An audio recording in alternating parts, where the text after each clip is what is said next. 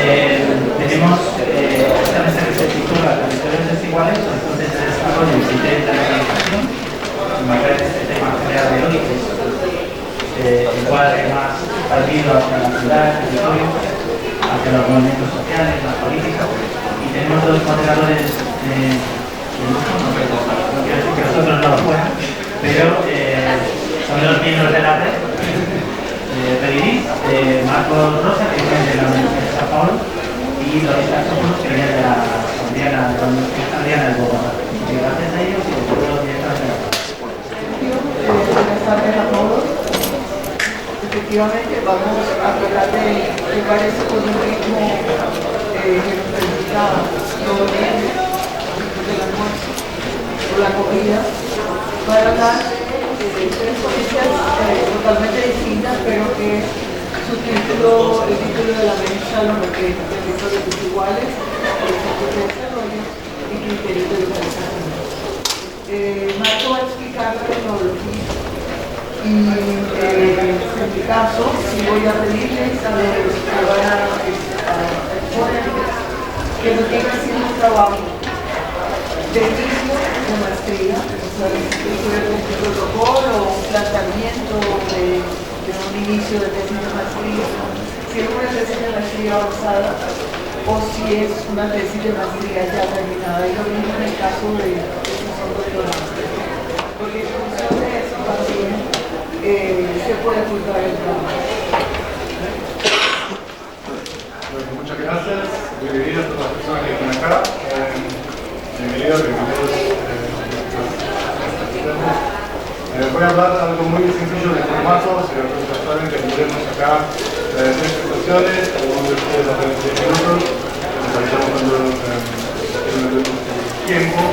Lo que sí queríamos invitarles a ustedes que de alguna manera que anoten puntos que les parezcan más interesantes, que sean comunes, que sean divergentes, pero que les parecen oportunos para el contexto de esta mesa, ¿no? El título que nos acaba de leer, y del propio congreso. ¿Por qué? Para que no tengamos parados, queremos hacer una respuesta dinámica en que ustedes tienen que responder a una pregunta a todos, no hacer preguntas unos a nosotros, para que no tener preguntas y cosas que es aquí, pero nos parece que hay muchas otras ideas de interés. ¿Okay? Bueno, así que nada, sin más, vamos a presentar entonces el primer trabajo. El primer trabajo se refiere a conjuntos de vivienda social en la Ciudad de México durante el periodo post-revolucionario 1928-1972, resultados y conclusiones a cargo de Luz Alessandra Pirrón Castillo de la Universidad Nacional de México. Adelante, Luz Alessandra. Hola, muy buenas tardes a todos y a todas. El siguiente estudio deriva de los estudios que realicé con el fin de en el campo de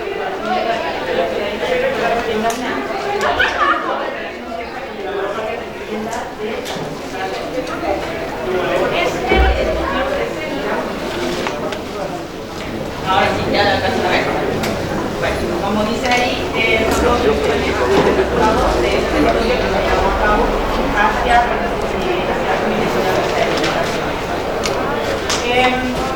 este estudio se centra en el análisis y descripción de conjuntos de vivienda producida por instituciones gubernamentales, que para este estudio se denominan como conjuntos de vivienda social, ya que fueron realizados con la finalidad de dar respuesta a una demanda colectiva de alta significancia social.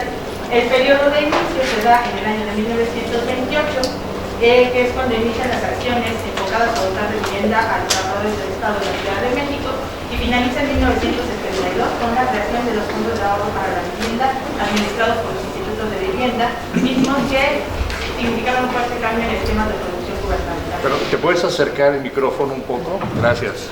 ¿Así está mejor? Perfecto. Ahí. Bueno, vamos a pasar un poquito a algunos antecedentes. En estos no me voy a detener mucho debido a la cantidad de tiempo que tenemos. pero principalmente son el estallido y el movimiento de la Revolución Mexicana, que genera cambios en los grupos de poder, quienes adoptan principios revolucionarios como bandera ideológica, la institucionalización pública, un periodo de relativa estabilidad económica y social, tasas elevadas de crecimiento poblacional derivadas de las migraciones campo-ciudad, aumento en la clase media, que son los principales beneficiarios de las políticas de vivienda de esta temporalidad, adaptación de modelos de diseño urbano y arquitectónico, principalmente de origen europeo y estadounidense, y la introducción de tecnologías que condujeron al desarrollo industrial de la construcción y las modificaciones del diseño al interior de las viviendas. Obviamente no son todos y pues están muy a grandes rasgos, pero nos dan un poquito de contexto. Dentro de esta investigación se localizaron un total de 97 proyectos de conjuntos habitacionales llevados a cabo por diversas instituciones encargadas de abordar el déficit de viviendas que existe en la Ciudad de México. Destacan entre estos la Dirección General de Pensiones Civiles y del Retiro, que realizó 29 desarrollos, el Departamento del Distrito Federal con 28, el Banco Nacional Hipotecario Urbano y de Obras Públicas con 22, y el Instituto Mexicano de Seguro Social con 12 proyectos de vivienda social. Y pues a continuación vamos a pasar de manera resumida las acciones que se llevaron a cabo en diferentes temporalidades, coincidiendo con la información gráfica y datos obtenidos sobre el crecimiento del área urbanizada de la Ciudad de México entre los años 1929 y 1930. Bueno, quienes inician los proyectos de desarrollo quienes inician estos proyectos para abatir el déficit de vivienda son la Dirección de Pensiones, que tuvo facultades para operar en el ámbito de vivienda hacia el año de 1928. Las soluciones en este tiempo eran de forma individual y permitían a los empleados estatales obtener créditos para adquirir terrenos y viviendas y construir casas en terrenos dobles, algunas de ellas como las que vemos aquí. Esas eran casas para trabajadores. Se llevan a cabo en fraccionamientos preexistentes y representaban una proporción mínima de crecimiento urbano de la ciudad. Y aquí vemos también el área organizada del Distrito Federal hasta 1920. Más adelante, hacia 1941, que es el siguiente plano que podemos observar, si lo ven está sobrepuesto en el anterior, para poder ir viendo los subsecuentes crecimientos de la ciudad, tenemos que hacia el año de 1933 el Departamento del Distrito Federal inicia la construcción de conjuntos de vivienda. Algunas de estas son las colonias para obreros de Balbuena, San Jacinto y La Bajita, además del conjunto de las 100 casitas en Lomas de Chapultepec. Estos proyectos representan un primer paso hacia la creación de comunidades habitacionales planificadas, en las que gran porcentaje del área de desarrollo se destinó a espacios abiertos, equipamientos y servicios urbanos. Para este punto, realmente el territorio ocupado por vivienda social es menos del 1% del total del área urbanizada de la ciudad. Tenemos aquí el mapa hacia 1950 y aquí podemos ver los crecimientos que se dan. A partir de 1946, el Banco Nacional de Obras Públicas empieza a intervenir activamente en el financiamiento para el desarrollo de la vivienda para trabajadores y permite destinar recursos suficientes para construir conjuntos urbanos ambiciosos. Esto hace que se multiplica la producción de desarrollos habitacionales. El territorio total ocupado por viviendas sociales hasta este punto es del 4.02%, y pues ya se habían construido 17.274 viviendas. Ahí podemos ubicar algunos de los conjuntos que se desarrollan en este punto y amarillo aparecerá. Bueno, en este periodo aparecen dos formas de ordenar el espacio habitacional nuevo: el conjunto habitacional vertical y el conjunto habitacional mixto, que combina conjuntos horizontales y verticales. También se desarrollan las colonias para trabajadores, que son grandes extensiones de viviendas unifamiliares, que pueden ser unidades agrupadas o aisladas. Tenemos que en el periodo comprendido entre 1951 y 1959 existe un notable crecimiento en el número de desarrollos desarrollados, desarrollos construidos, en gran parte se da esto la introducción de diseños de conjuntos verticales que permiten una para albergar a grupos cada vez más numerosos de habitantes. También es destacable de esta temporalidad el inicio de operaciones de LIN, que inicia con conjuntos habitacionales verticales y luego genera grandes conjuntos mixtos con amplia gama de servicios urbanos. Entre estos destacan Santa Fe, Platilco y la Unidad de Independencia. Más adelante, y aquí podemos ver que hasta el 6% de la vivienda desarrollada es vivienda de uso. Hacia 1972 observamos que hay un aumento también significativo, sigue la tendencia del aumento en el número de desarrollos de conjuntos de vivienda, se producen 55, se producen hasta este punto ya los 97 conjuntos, y este aumento también tiene que ver con la participación activa de instituciones públicas como privadas que hacen uso de fondos públicos destinados a la producción, principalmente estos últimos a través del COVID, que forma parte de los programas de la Alianza para el Progreso. Ya para este punto estamos hacia casi el 10% del porcentaje total del territorio de la Ciudad de México ocupado por vivienda social y más del 10% de los 122 de las viviendas producidas pertenecen a la. Bueno, vamos a ver algunas gráficas. Aquí tenemos números totales. Como podemos observar, la mayor parte de los conjuntos se desarrollan hasta 1972. Entre 1960 y 1972 con un 43%, y podemos ir viendo cómo se ve este crecimiento en la ocupación del territorio y en el número de viviendas que tienen que ver con los distritos y la ubicación de los conjuntos se dio en 12 de las actuales alcaldías. Vemos al principio que solamente se da en 2 y más adelante tenemos una tendencia de crecimiento hacia el sur y finalmente con la aparición de los conjuntos urbanos que son más pequeños podemos ver que se distribuyen equitativamente entre los centros y las periferias de la ciudad. También tenemos diferentes sistemas de acceso a la vivienda como son la venta, la renta, las cédulas de participación inmobiliaria, algunos conjuntos que están en reubicación, algunos en regularización y solamente un conjunto que fue de ocupación. Por tipos de conjuntos urbanos se desarrollaron conjuntos horizontales, verticales y mixtos. Y los tipos de vivienda ofrecidas fueron lotes unifamiliares, la agrupada, dúplex y multifamiliar. Aquí podemos ir viendo cómo pues, la multifamiliar y los conjuntos verticales son los que van creciendo como pasos. En el caso del número de viviendas y lotes, pues vemos que generalmente se mantienen entre los 100 y 499 conjuntos con entre 100 y 499 acciones de vivienda. Y el área de los conjuntos entre 1 y 9.99 hectáreas de desarrollo. Rápidamente, podemos ver un poco de los equipamientos que se desarrollaron.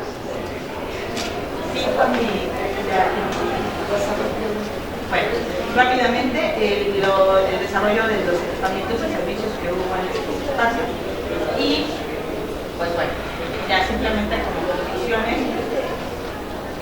me gustaría mencionar que este estudio tuvo como finalidad el poder resignificar esta vivienda, valorizar los conjuntos de vivienda social mediante datos verificables, haciendo énfasis en la importancia del Estado en la generación de mecanismos de acceso y en la conducción de opciones susceptibles de vivienda. Es importante mirar hacia atrás para aprender de las experiencias previas, dando lugar a la mejora de esquemas y de las normas de producción y modificar las formas de certificación de los actores involucrados.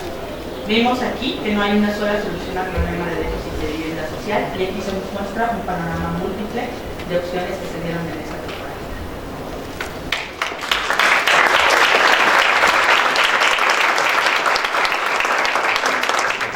Continuamos entonces con la ponencia Viviendas para el Desarrollo de los Complejos Habitacionales Construidos para las Empresas Hidroeléctricas Salto Grande, por Paula Durán Chaín, de la Universidad de la República Dominicana.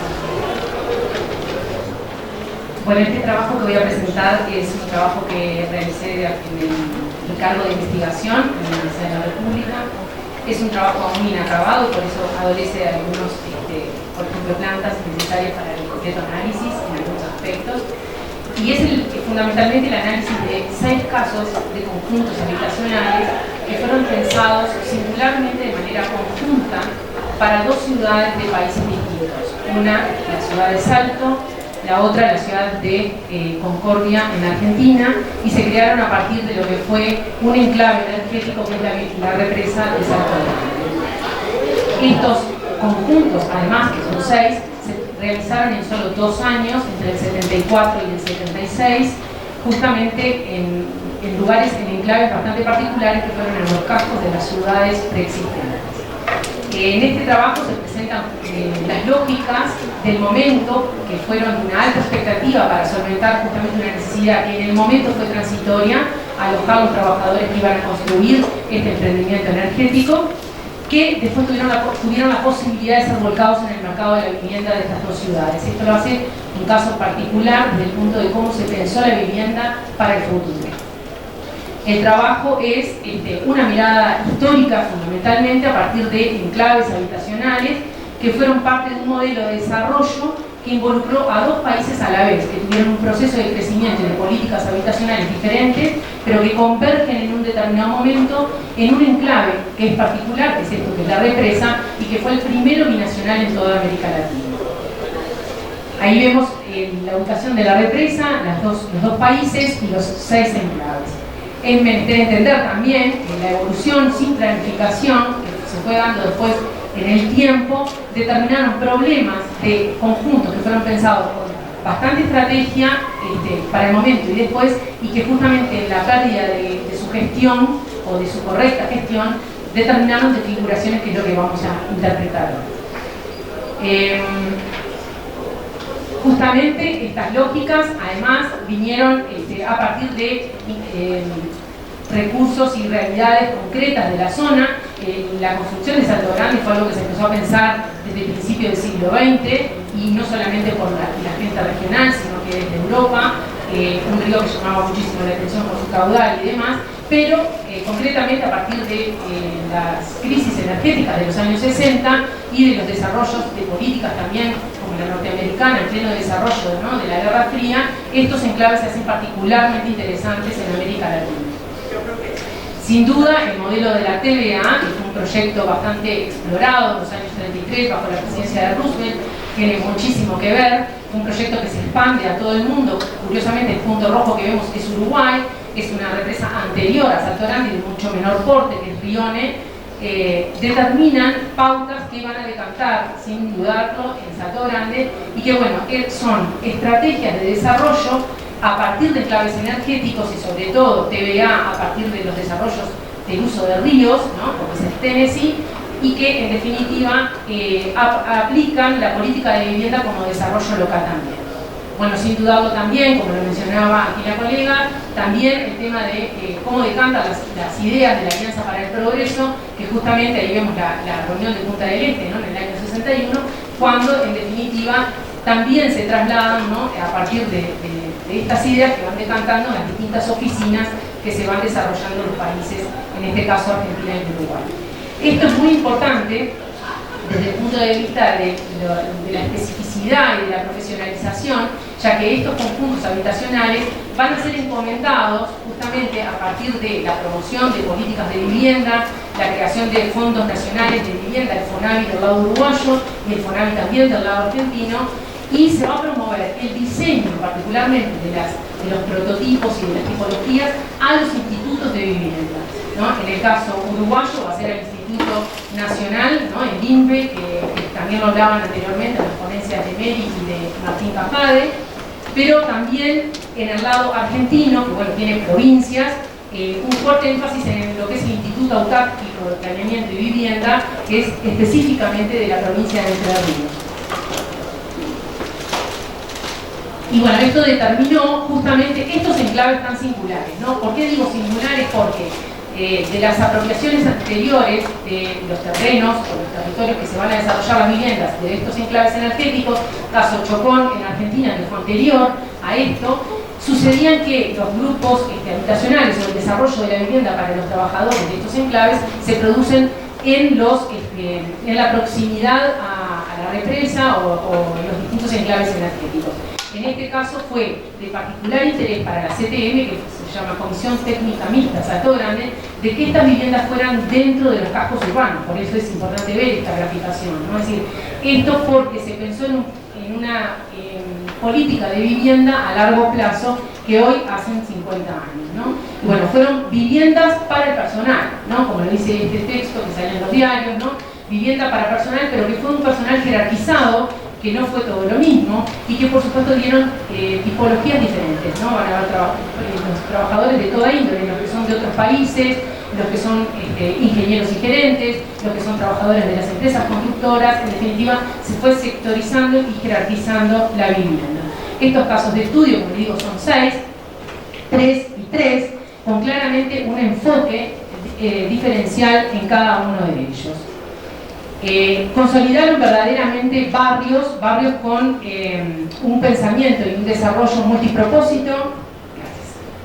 multipropósito, en donde van a aparecer justamente enclaves en donde aparecen escuelas, centros comerciales, plazas, zonas de recreación, anfiteatros, ¿no? Que es un poco lo que vamos a ver en estas imágenes, pasando rápidamente por todos ellos, ¿no?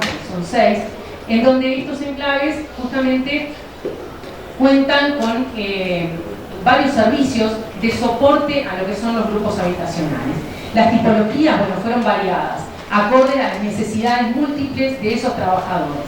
Aparece en la parte superior, por ejemplo, los bloques de 4 niveles, que esto fue muy practicado por el INPE en Uruguay y que se traslada también, en este caso, a prácticas en el lado argentino, y también las viviendas de personal más jerarquizado, que eran casas unifamiliares, pero también fueron casas para hombres solos, porque eran los que venían de otro lado, entonces también aparecen tipologías específicas para ese tipo de trabajadores. Realmente las propuestas fueron muy generosas espacialmente, de una riqueza realmente en el diseño de esas tipologías que decantaron en apartamentos que aún hoy se cotizan muy bien, ¿no?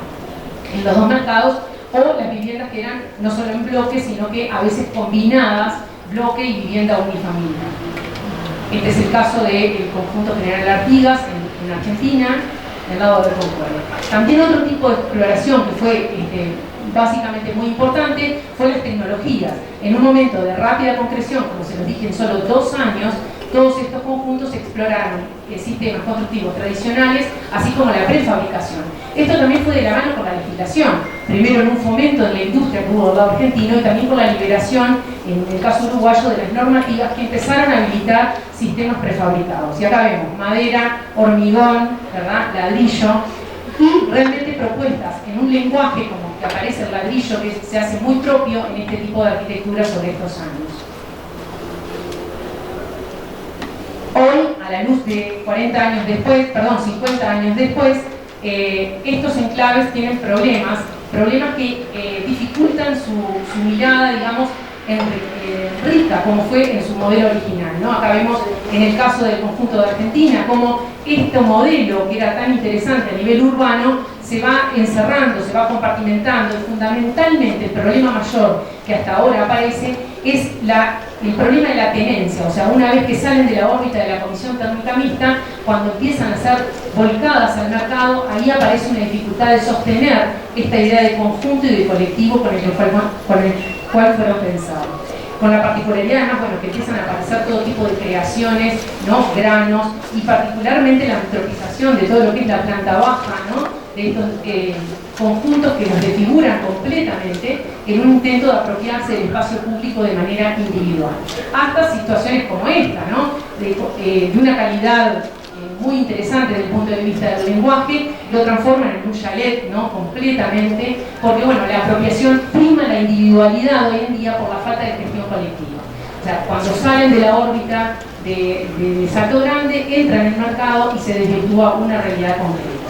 Esto es un problema que no se resuelve. Del lado argentino es aún peor, porque todas estas viviendas, o el 70% de las viviendas, están en manos todavía de titular como el Instituto de Vivienda Autárquico y de la CTM, o sea, siguen siendo propietarios pero no de uso, y por tanto se genera todo un endeudamiento de los compromisos públicos y demás, realmente complejizando la gestión actual.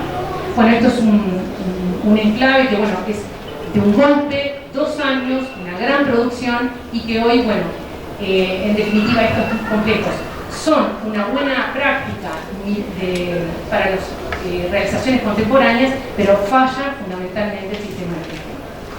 Muchas gracias.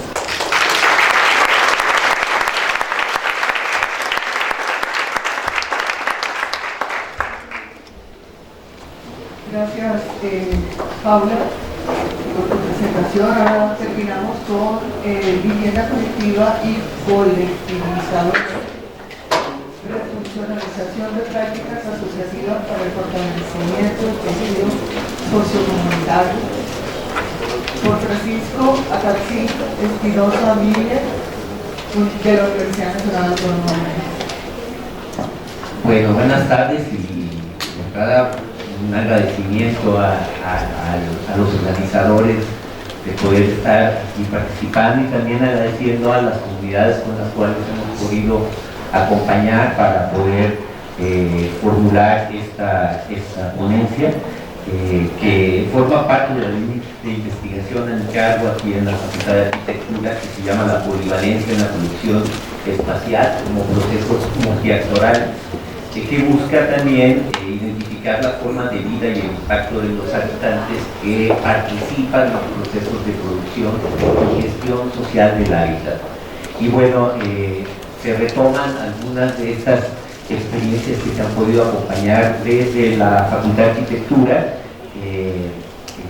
tratando en esta circunstancia de identificar los factores que inciden en la materialización de viviendas y espacios públicos comunitarios de forma colectiva, y bueno, a partir de la vinculación académica y desde una praxis profesional de la arquitectura se ha podido realizar investigación, acción participativa y observación directa desde un enfoque transdisciplinario, emanado de algo que llamamos, más que asesoramiento técnico, acompañamiento técnico.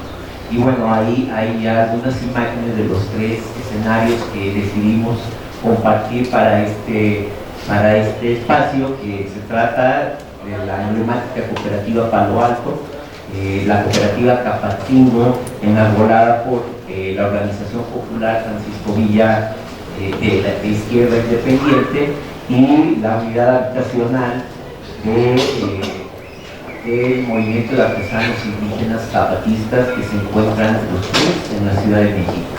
Y bueno, habría que sí plantear que para entender un tanto el marco de estas experiencias, de cómo emergen, hablar de que efectivamente identificamos 2 momentos diferenciados de lo que ha sido la política de vivienda social en nuestro país, y por supuesto ya han hecho referencia a la primera mitad del siglo XX, donde el Estado mexicano tenía una relativa autoría para poder planificar y para poder decidir los territorios que hacía, y que por allá de los 80, 90 empezó a haber un adelgazamiento de esta función del Estado, y empieza a haber mucho mayor presencia de los sectores inmobiliarios, a tal manera que ahora entendemos los procesos de urbanización totalmente subordinados a la especulación inmobiliaria, y que han generado un desbordamiento de las zonas urbanas segregado,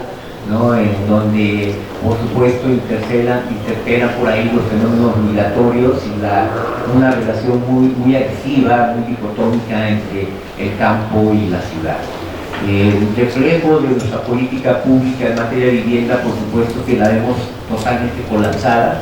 Los resultados, los datos son muy preocupantes, con un gran número de viviendas en rezago de habitabilidad, y con ahora ya un número considerable de viviendas abandonadas. Pero hacer énfasis que el centro un tanto de este proceso investigativo es identificar la capacidad colectivizadora o de socialización que se encuentran centralmente o específicamente en estas 3 experiencias, considerando que actualmente hay un detrimento en los tejidos sociocomunitarios, ¿no? Entonces, Sabemos pues que una gran parte de los habitantes de las comunidades no han podido acceder a la vivienda por medios formales. Como bien se decía desde días pasados y se hacía énfasis en la mañana, pues una de 3 de cada 5 viviendas pues han sido gestadas por los propios habitantes, ¿no? Que da cuenta pues del fracaso de la política social en materia de vivienda. Y entendemos pues estos procesos de producción y gestión social de la vivienda y el hábitat, que en algún momento el maestro Gustavo Romero hacía referencia a este término, proceso de producción social del hábitat, que surge justamente como respuesta a estos modelos dominantes de producción en serie, de producción social, bajo la rectoría del Estado, que tienen una característica en común: la participación de los propios habitantes, ¿no? Y bueno, aquí ya logramos identificar que estos procesos son muy diversos y que ya están generando o hoy día presentándose con una reivindicación muy fuerte, que es el derecho a la ciudad, ¿no? O sea, transitar el derecho a la vivienda hacia el derecho a la ciudad, donde la vivienda no se concibe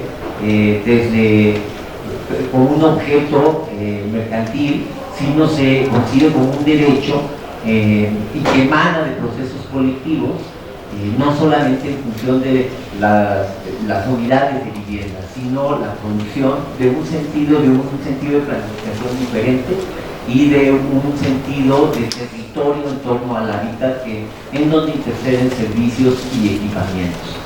Esto emana o deriva en una ciudad de escala humana, ¿no? En otras concepciones de ciudad que incorporan, que incluyen a estas poblaciones y que han tenido una incidencia muy importante en política pública. No todas estas experiencias han estado al margen del Estado, sino más bien han generado o han posibilitado que el Estado pues facilite ciertos recursos para poder garantizar la reivindicación de vivienda de estos sectores. Y aquí emanan formas organizativas muy interesantes y también muy diversas, que tienen el soporte de buscar un beneficio común, colectivo. Algunas de ellas han podido también acceder a un asesoramiento técnico y justamente dentro de sus demandas está la posibilidad de acceder a recursos materiales y económicos. Hacemos énfasis sobre todo en el carácter de la vivienda social emanada desde estas lógicas, que posibilitan a través de los tejidos sociales que van intensificándose en la acción cotidiana del habitar estos enclaves, y generan prácticas asociativas y fortalecen el tejido sociocomunitario al interior de estas unidades habitacionales, dando pauta a lo que llamamos arraigo e identidad socioterritorial, que finalmente se constituye también como el soporte para la vida colectivizadora en común, y que podemos ya identificar parte de estos objetivos iniciales que dieron origen en esta investigación. Damos cuenta cómo la dinámica cotidiana dentro de estas unidades reivindican el derecho a la colectividad, el derecho a la identidad, pero se configuran propiamente como habitantes en resistencia a las nuevas dinámicas impuestas por el sector inmobiliario. La acción colectiva prácticamente se configura como un proyecto de vida que pues también se da cuenta que realmente las necesidades no se satisfacen por una vivienda, ¿no? Son enclaves que también se van dando de manera segregada dentro de la ciudad, porque no existe la misma capacidad de gestión de suelo y de recursos que tiene el sector inmobiliario. Y hay ahí una refuncionalización tanto de carácter étnico de algunas de estas iniciativas sociales, como el referente popular, es decir, la territorialidad popular que emana de estas experiencias, reivindicando el derecho a producir su propia espacialidad. Y bueno, como conclusiones, como conclusiones, planteamos que el acercamiento, la proximidad de las escuelas de arquitectura a estas experiencias es vital, porque muchas de ellas, justamente el sector académico, las escuelas de arquitectura han podido, digamos, sensibilizar la formación de nuevos profesionales en esta materia, y que tendríamos que plantear que la vivienda social, antes que constituirse como un objeto cuantificable, puede gestarse como un escenario que fortalezca los tejidos sociocomunitarios, participando, generando procesos de participación efectiva de la población, con una visión transdisciplinaria donde también convergen también otras disciplinas como la economía, la antropología, el trabajo social, y bueno, planteando que este tipo de materialidades también tienen unas implicaciones ambientales, sociales, económicas y culturales que emanan, ¿no?, de la propia gente, por lo cual es necesario visibilizarlas en los procesos de formación para generar escenarios de encuentro para la vinculación con las problemáticas que estas comunidades viven día a día, los nuevos retos, sus expectativas y forma de habitar de vivir. Muchas gracias.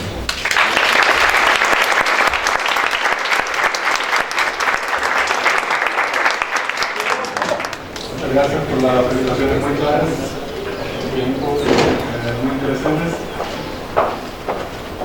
Nosotros nada más queremos enfatizar algunos tópicos, algunos puntos que aparecen acá para provocarles a interactuar, para encontrar cuestiones. Me parece que frente a las referencias históricas estamos acá todos hablando de un rol, ¿no?, renovado por parte de los gobiernos, de las instituciones, de los trabajos que cuestionan por el momento cuál es, para dar respuesta a una demanda colectiva que está interesada por una forma de acción especializada, que toca cuestiones de escala por un lado, pero por otro se articulan con lo que debatimos en la mesa anterior sobre dónde hacer vivienda en la contemporaneidad, y por otro lado sobre para quién tiene acceso al derecho a la vivienda, para que sigamos pensando en lo que escuchamos ahora en la discusión que tenemos ahora en la sala de Carlos, ¿no?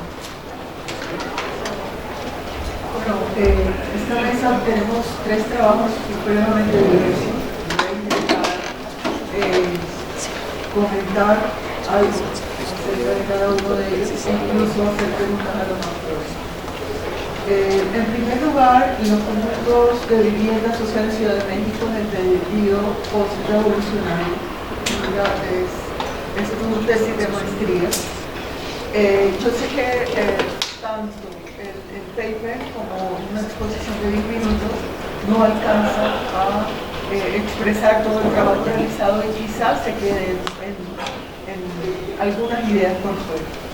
Y me refiero a que, de alguna manera, dentro de los objetivos, dices que a lo mejor en esos espacios había cuestiones innovativas que podían retomarse para mejorar las condiciones de la vivienda actualmente. Sin embargo, no vemos de la descripción y el análisis de estos conjuntos estatales, no vemos cuestiones físico-espaciales que puedan contribuir al mejoramiento de las condiciones de vida. Aunque existe un trabajo espectacular en cuanto a la cuantificación de lo que significó la vivienda pública en tantos años, y yo diría, como urbanista, cómo aportó eso en proporción al crecimiento de la ciudad, porque los planos también son fantásticos, ¿vale? Tanto los números y los planos. Pero mi pregunta va a algo que tú dices en el texto, y es, oye, es que aquí hay cosas que se pueden retomar para la vivienda contemporánea. ¿Cuáles? Bueno, tal vez no alcanza justo el tiempo para todo lo que quisiéramos decir. Pero dentro de este estudio se analizaron no solamente esta cuantificación, que es una parte importante, porque me parecía justo importante señalizar que el 10% de la población a este punto, la población de la Ciudad de México, fue población que tuvo vivienda gracias a este tipo de cosas. Y pues a lo mejor parece poco, pero no es poco cuando ves el número de familias que tuvieron acceso a este tipo de vivienda. En relación a las cuestiones físicas, es muy interesante el estudio en relación a los tipos de conjuntos que provienen de estas ideas, ya sea europeas o americanas, de las unidades habitacionales o de las unidades vecinales, cómo los conjuntos se desarrollan de tal manera que se hace una mezcla de diferentes tipologías de vivienda a las que tienen acceso diferentes grupos poblacionales en diferentes esquemas de acceso, que da muchísima variedad. Esta es una época en la que se hace una exploración, que yo creo que es una de las épocas, si no es que la más, en la que se hace una mayor exploración de los diferentes tipos de vivienda que se pueden desarrollar, digamos, tanto en unifamiliar, estilo unifamiliar, hasta las viviendas que pertenecen a los unifamiliares, ¿no? los departamentos, cada uno de los núcleos. Entonces, un poco pues esbozaba dentro de estas gráficas qué tipos generales existían. Además de esto, una de las partes más importantes, y a lo mejor para también enfatizar en ese punto, fue la parte de los equipamientos, y esto se relaciona un poco con lo que comentas en relación a cómo se genera el crecimiento de la ciudad a partir también de la aparición de estos centros, porque se van yendo hacia las periferias y entonces se tienen que hacer calles, se tienen que llevar los sistemas públicos hacia estas urbanizaciones, y estas urbanizaciones lo que hacen es concentrarlos, y después a partir de ellos crece el territorio ocupado de la ciudad, porque lo que está alrededor se sirve de los servicios y de la infraestructura que se desarrolla para estas unidades habitacionales. Entonces, eso es una parte bien importante. ¿Qué es lo que se desarrolla dentro de estas unidades? Todo lo que constituye estos equipamientos, que pueden ir desde las cosas más básicas como áreas jardinadas o andadores para conexiones internas, hasta lo que veíamos, por ejemplo, de las unidades de niños, teatros, casas de cultura, iglesias, un montón de equipamientos deportivos y de todos tipos, que de repente empiezan a hacer esta idea de la vivienda como parte de la ciudad y la ciudad como parte de la vivienda. Entonces, yo creo que es uno de los grandes aciertos de estos conjuntos, el pensarlo no como lo individual, sino como lo que sirve al conjunto y lo que sirve a la ciudad y lo que integra comunidades. Entonces, y que a la fecha, muchos de estos conjuntos tienen comunidades bien consolidadas.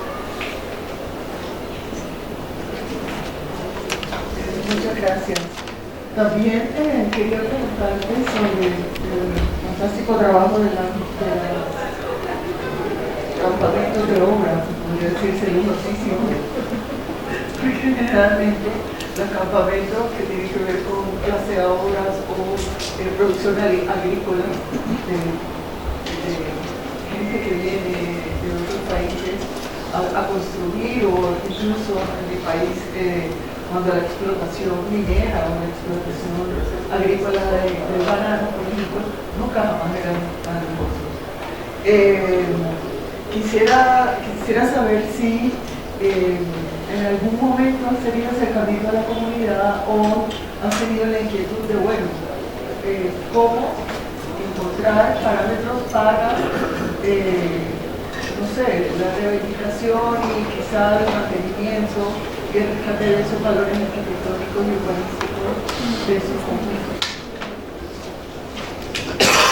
Sí, en este caso hubo un especial énfasis en la calidad de las viviendas, pero además el pensamiento global, o sea, si miramos todo el espectro social de lo que significó el enclave energético, en realidad apostaba también a la formación de técnicos locales. Entonces, no solo dejó un paquete de viviendas importante de muy buen nivel, sino que también hubo una reconversión en la sociedad también, ¿no? Incluso en uno de los casos específicamente, no pude detenerme, pero hay uno de los casos que eran viviendas para hombres solteros que se hicieron en madera, exploraciones en madera, y justamente el clima de nuestras ciudades no es muy favorable para la madera. Con el tiempo se deterioraron, pero se reconvirtió en una cooperativa dentro del sistema cooperativo uruguayo, tomando las plataformas y creando sobre el mismo proyecto, o sea, prácticamente la misma vivienda o el mismo prototipo en ese lugar. O sea, es una demostración también de éxito como de la tipología, ¿no? En el acercamiento a los usuarios son, en general, en los 6 el mantenimiento ha sido distinto, porque además esto, ¿no? Hay un nudo bien importante en lo que fue la puesta en el mercado de esas viviendas. Tenemos un usuario directo acá, porque tenemos a Guillermo, que fue usuario de uno de esos complejos, que fue parte del proceso de la construcción, ¿no? Familiarmente, y que en definitiva hubo modelos más exitosos en cómo hoy están en el tiempo y otros que, bueno, que quedaron un poquito más deteriorados.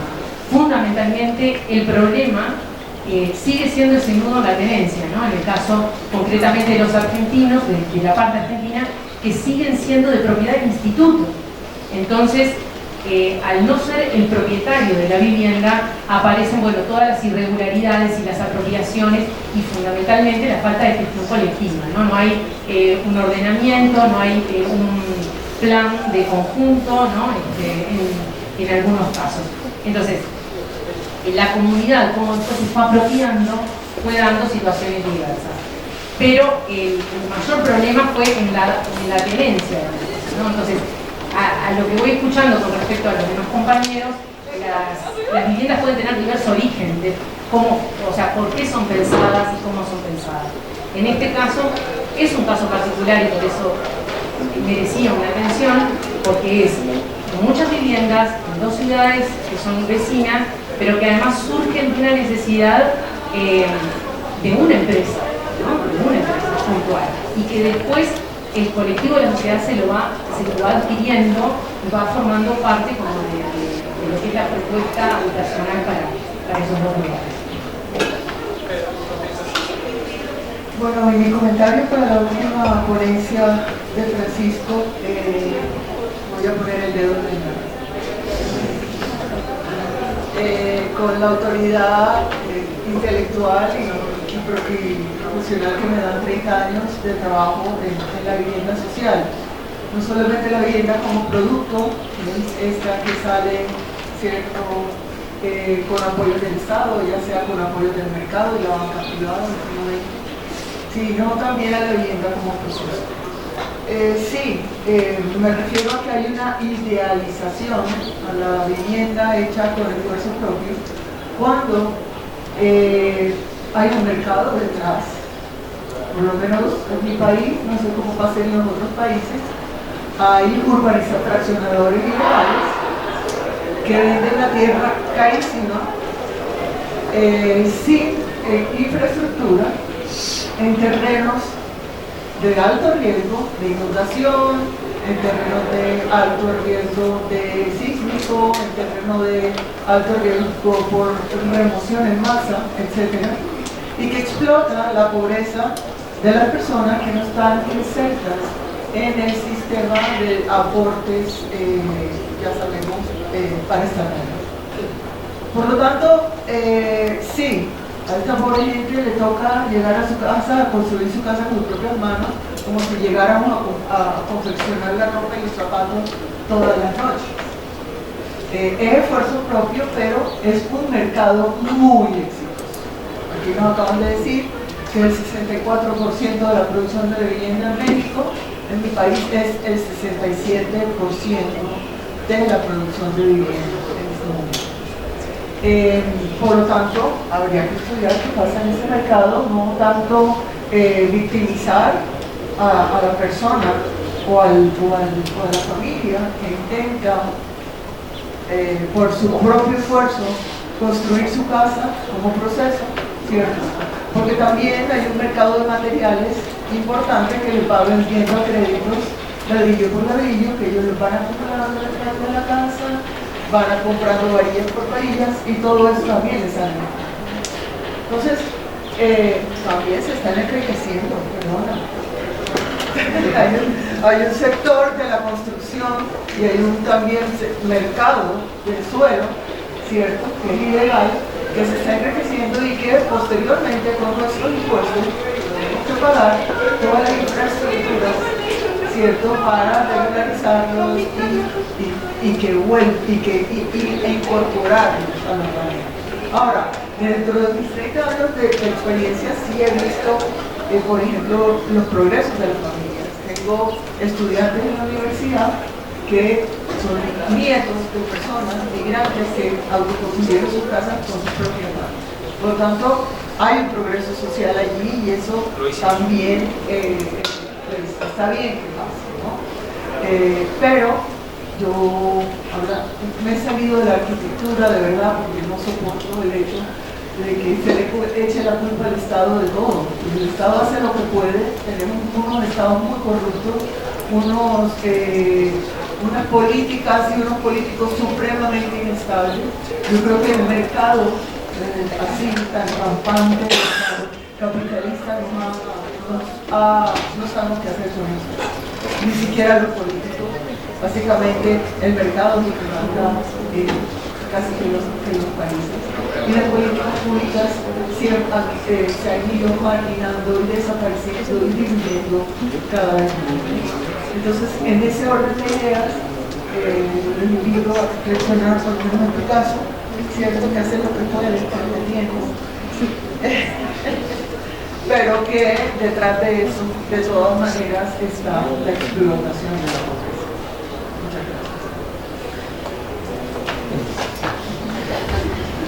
Bueno, justamente creo que no se trata ni de idealizar ni de utilizar, es una realidad en donde prácticamente lo que soportamos nosotros es que la solución no es decir que más de casi el 70% de las personas acceden a la vivienda bajo estas modalidades, es que esa es la solución para estos sectores poblacionales. Y entonces había como que identificar que eso lleva muchas problemáticas de fondo. O sea, la vida en colectivo no es una vida tampoco armoniosa en el sentido estricto. O sea, hay una serie de conflictividades que están al interior de estas comunidades. Hay factores endógenos, factores exógenos, pero lo que sí hemos visto es que los procesos han servido para una gran digamos, especulación política, utilización de este tipo de actores. Eso es innegable, ¿no? Se utiliza la vivienda como fin político y en muchas ocasiones se trata de invasiones incluso hasta dirigidas, ¿no? Promovidas por ciertos agentes, por supuesto, y eso es parte, yo creo que de una perspectiva que desde la arquitectura debemos entender, realizar. Hablamos de estos tres procesos porque estos tres procesos emanan de una organización de estas poblaciones que en algún momento tuvieron que emigrar, salir de sus lugares de origen, fueron expulsados de sus lugares de origen y arriban, y por supuesto que el hecho de poder acceder al suelo ya implica todo.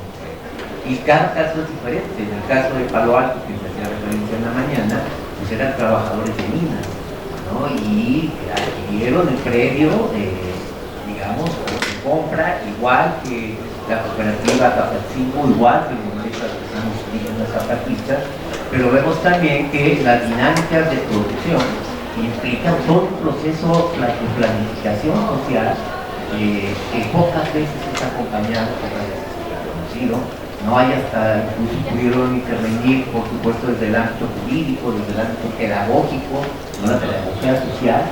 Y ahí lo que sí es cierto es que estas tres referencias lograron viviendas de mayor metraje por menos recursos. O sea, en el caso de Maíz, que sí pudimos participar en la gestión y producción de la vivienda, el recurso alcanzaba para 40 metros cuadrados. Con la participación de las poblaciones se lograron construir 75. ¿Qué decimos? Que se puede generar una inversión estatal para materializar estas espacialidades sin la criminalización de las mismas, sino con un soporte como que entienda la problemática y que ayude a presentarlo.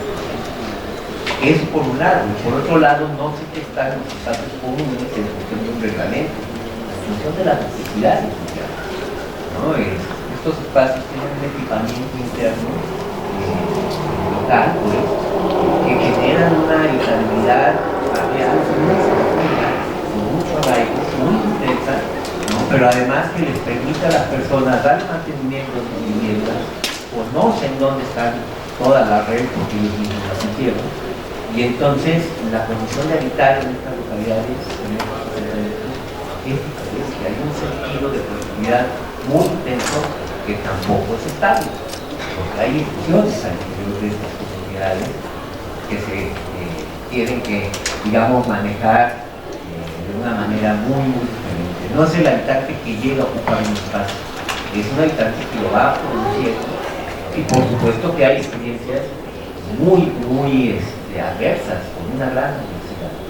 Y habría que acercarlas a las facultades de arquitectura para ver que hay otras formas de generar este tipo de espacialidades con las participaciones de los comunidades. Creo que estabas hablando justamente, Francisco, de las cooperativas, sino de los 60 y tanto % de autoconstrucción, ¿no? Creo que es importante poner eso. Vimos en las presentaciones tres cuestiones muy claras que proyectaron el caso, ¿no? O sea, la atención del Estado, la supervisión a la especulación, esa autoconstrucción y después realmente un intento de producir una idea o de alguna manera hacer ecuar una idea que está ahí para producir nuevas normas, etc. A través de una singularidad. Esa es la cooperativa que es muy distinta de nosotros. Bueno, quisiera saber si ustedes tienen algo a preguntar acá en la mesa, entre los trabajos de ustedes, o si tienen preguntas, para que tengamos un poquito de tiempo en el auditorio. Primero ustedes tres, ¿hay algo de lo que presentó los demás que quisieran decirnos? Francisco, a mí me gustaría preguntarte cuál es tu opinión en relación a, bueno, este tipo de vivienda, este tipo justo se ha desarrollado más, es la opción más asequible para grandes grupos, pero depende mucho de conseguir suelo para desarrollar. En un momento histórico en el que estamos, en el que el acceso al suelo es cada vez más difícil dentro de las ciudades, ¿qué futuro le des a este tipo de conjuntos y qué podría ser que a partir de la participación pudiera aportarse para poder conseguir tener acceso a la vivienda? ¿Qué mecanismos que pueden dar futuro a esta y pues, a otros estados? Bueno, yo creo que habría que ver el problema regional y territorial, ¿no? Porque seguimos pensando en que debemos de generar acceso al suelo urbano, y entonces la ciudad se ha convertido en el espacio de disputa, ¿no? Entonces pareciera ser que solamente en los centros las poblaciones pueden acceder a un buen nivel, y ese es un tema creo que ya nos lleva a visualizar en que pensamos que la urbanización es sinónimo de progreso. Justamente creo que habría que ver algún autor, un geógrafo que plantea, que pregunta por qué la gente llega a las ciudades, y generalmente nuestra respuesta inmediata es porque las ciudades nos atraen. Este geógrafo, Mike Davis se llama, Planeta de Ciudades en Serie, habla que realmente la pregunta está mal formulada. Tenemos que pensar por qué la gente se va de sus zonas de origen, por qué es expulsada de ellos. Entonces, en una lógica de especulación y de favorecer justamente la cuestión de la ganancia, ¿no? Tenemos abandonadas nuestras zonas rurales, y entonces las zonas urbanas van a seguir creciendo. Yo cuando era niño se decía que la Ciudad de México no podía crecer más, ¿no? Y no solo ha crecido más, ¿no? Hoy se habla de metáforos, megalópolis. Y yo creo que la política la rectoría del Estado, en función del control y la planeación territorial, debe estar presente. El problema es cómo es ese Estado. El Estado es corrupto y el Estado solo identifica estos factores, pues caeremos en lo mismo. Este Estado debe incorporar la visión de los académicos, debe incorporar la visión de los habitantes, y debemos estar buscando toda concepción del desarrollo. Yo, más que pregunto a mis colegas, lo que diría es felicitarlos, porque es necesario recuperar los aciertos del modelo de producción emanado del Estado, de los estados benefactores, que tuvieron sus errores, pero lograron dar vivienda a amplios sectores, y no cualquier vivienda. Y lo vivo en una unidad habitacional de estas épocas, digamos, es maravilloso. Y enfrente tengo una unidad habitacional donde la vivienda vale 3 veces más, ni de la mitad, y que prácticamente están hechos con el fin de incluso de arrebatar o de aprovechar las condiciones de urbanización. Y yo pregunto, ¿dónde están las viviendas para estudiantes? Los estudiantes viven a 2 horas de la universidad. Eso sería, y felicidades a mis colegas, ¿no? Gracias. Bueno, tenemos preguntas de la platea.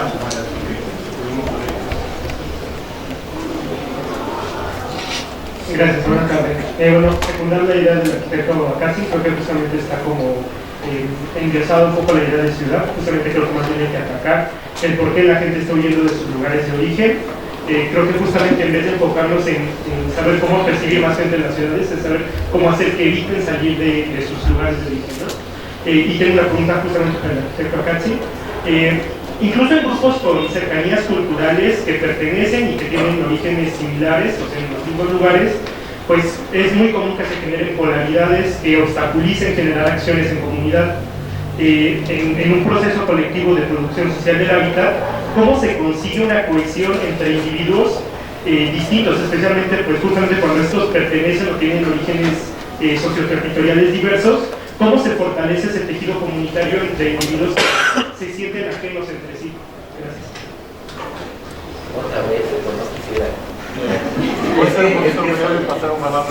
Simplemente te diría que también tenemos que reconstruir lo que tenemos como comunidad. Dicen los trabajadores sociales, la comunidad es algo que está en nuestras mentes. La comunidad como ente homogéneo, como ente en donde todos caminan hacia un mismo camino. O sea, una comunidad, en una universidad tenemos muchas comunidades que convivimos en un territorio, ¿no? Y esto lo saben bien los trabajadores sociales, lo saben bien los antropólogos. El problema es lo que los arquitectos conseguimos como una comunidad. Las unidades habitacionales, no me dejará de mentir Alejandra, tenían la visión de incorporar hasta diferentes viviendas de diferentes tamaños para generar unas habitantes diversos, ¿no? Incluso viviendas para solteros, etc. El problema es lo que nosotros entendemos. Y los conflictos son parte de la vida en común, de la vida en colectivo. En nuestra familia tenemos conflictos. Entonces es más bien para hacer eso emerger, ¿no? Dentro de una planeación más consensada. Muchas gracias. Yo creo que está un poco relacionado con lo que ya se mencionó en cuanto a cómo promover estos procesos de participación colectivos, donde es un contexto muy difícil, ¿no? Se habla de este 60% donde se localiza pues, condiciones de pobreza, pero en el otro 30% de la vivienda social que fue generada por el mercado hay problemas muy graves y que tal vez no son de pobreza, pero sí de violencia, de inseguridad, y donde también se da la vivienda abandonada, ¿no? Entonces en esos lugares hay procesos de resistencia muy fuertes donde se les expulsó a esas personas también a vivir en esa zona hasta cierto punto, ¿no? También se habla de que tuvieron la elección del equipo, pero dependiendo de la perspectiva, ¿no? Entonces pensando en este contexto, ¿qué aprendizaje nos podría dejar la investigación que se hace sobre las colectivas, sobre estos procesos de organización, que puedan acompañar o potenciar también los procesos colectivos que hay en ciertos contextos de resistencia muy fuertes que vemos en Zumpango, en Tlajomulco, en Juárez, donde pues la gente, para poder mantenerse y seguir viviendo en esas zonas periféricas, pues tiene que encontrar la manera de buscar esos lazos con los pocos vecinos que estén dispuestos a hacerlo, ¿no? Bueno, no podía evitar preguntarte, Paula, sobre todo acerca de las causas. Tú mencionaste, creo que lo más importante tiene que ver con la integración de la comunidad, ¿no? Sobre todo, puedo preguntarte sobre el barrio San Martín, pero creo que seguramente hay otras, ¿no? Que tienen que ver con la localización, y demás. Me gustaría que sea muy popular, pero acerca de esta pérdida de comunidad, la principal, como dices tú, tiene que ver con la salida de las tiendas al mercado después de determinado tiempo, pero seguramente hay otras que me gustaría en la Bueno, bien, digamos que las pautas que tienen como fallas a lo largo del tiempo aparecen de múltiples espectros, digamos, de análisis desde lo arquitectónico y lo social, ¿no? Creo que la falla del concepto como de comunidad con el cual fueron pensadas, por un lado, va llevando a que termine siendo un problema arquitectónico también, porque la apropiación personal, sin pensar en el contexto, termina dando esos resultados que mostré brevemente. Por otro lado, tienen cuestiones que son de éxito, ¿no? Capaz que dejé las cosas como las más pesadas, ¿no? Y en realidad también tiene cuestiones de éxito, y que tiene que ver con algo que se planteó acá en la mesa, que es el valor del suelo y dónde se hace la vivienda, ¿no? Entonces, una cosa que es importante es que estos 6 complejos, por ejemplo, fueron pensados en ubicarse en zonas próximas a la ciudad, y acá sí hubo un esfuerzo estatal, como decía Francisco, ¿no? O sea, la importancia de la rectoría del Estado en la decisión, porque la decisión implica apostar también voluntariamente desde el punto de vista económico para adquirir esos predios que son importantes en dos sentidos, por la ubicación y por su tamaño, ¿no? Porque le da al aspecto social una ubicación importante en la ciudad y no de periférico, que eso determinó justamente también una realidad social contemporánea muy buena, pero por otro lado, en esta idea de conjunto multipropósito, le da una calidad espacial de conjunto que se puede recuperar, más allá de que hoy se va compartimentando, ¿no? Y que, como sucedía en casos anteriores, por ejemplo, que comentábamos en el primer día, ¿no? Que se va compartimentando y quedan como los servicios por fuera, ¿no? Entonces, esas cosas que se pueden retornar, ¿no? O sea, que del estudio y del buen análisis se pueden recuperar, hace que igual estos enclaves, como están en una buena localización urbana, son, digamos, enclaves en los que apuntan a vivir varios sectores sociales, y no solo los sectores bajos, ¿no? Entonces, qué importante es cuando a la vivienda se la piensa desde el punto de vista espacial, desde el punto de vista lingüístico, pero también de la ubicuidad, porque eso determina justamente a quiénes van a estar destinados. Y que no haya, ¿no?, estos segregamientos sociales, sino que se pueda mantener una diversidad en cada uno de esos aspectos. Creo que, más allá de las cuestiones que se pueden corregir o que se pueden tomar desde el punto de vista de la contemporaneidad, ¿no? O sea, miramos esto, como digo, nosotros tenemos un estudio que es fundamentalmente histórico de esto, pero justamente para cómo se aplica, bueno, cuáles fueron las buenas prácticas y qué cosas están mal para poderlas revertir, y bueno, en un momento en donde vemos que la vivienda social se segrega, se hace cada vez más mínima, ¿no? Muchas veces se la piensa como evolutiva y no puede evolucionar. Entonces, ¿qué pasó con estos casos? Que tienen problemas, pero que también tienen formas exitosas. Muchísimas gracias. En el análisis del proyecto, terminaste con una cuestión que es clave, que es la gestión, ¿no? Y cuando tienes tres proyectos en la frontera, como la Argentina y la gestión europea, que la Argentina, por más que sean, digamos, un proyecto unitario, también es muy distinto, no se cambia todo, pero cambia mucho, y la arquitectura puede responder mejor o peor a esta cuestión. Y una cosa que me he quedado pensando, tiene que ver, hemos visto con los trabajos que mostró Martín, Neri, y la idea de esos conjuntos que no están en el centro denso, que se usan para dejar la periferia, que tienen mucha área verde, y en estos puntos la imagen se repite, y ya en alguna foto podrías no saber si estás en la periferia de Montevideo o en la periferia de Salto o en Argentina, ¿no? ¿Cómo eso, digamos, se vincula con la idea de, digamos, deberías densificar y generar urbanidad, como una urbanidad pastoral? ¿Cómo lo ves? Sí, tienen una importante vocación del valor de ese espacio público verde, ¿no? En todos los casos, se pasó muy rápidamente, pero en todos los casos cuentan con eso, aunque están en lugares más cerca, no están en los cascos propios, pero sí muy próximos, y todos apuntan a tener justamente este concepto como de unidad vecinal, ¿no? Donde se priman los espacios de colectivización y donde aparecen servicios acordes a esos entornos. Eso creo que tiene una aspiración social, ¿no? Como tú lo decías, ¿no?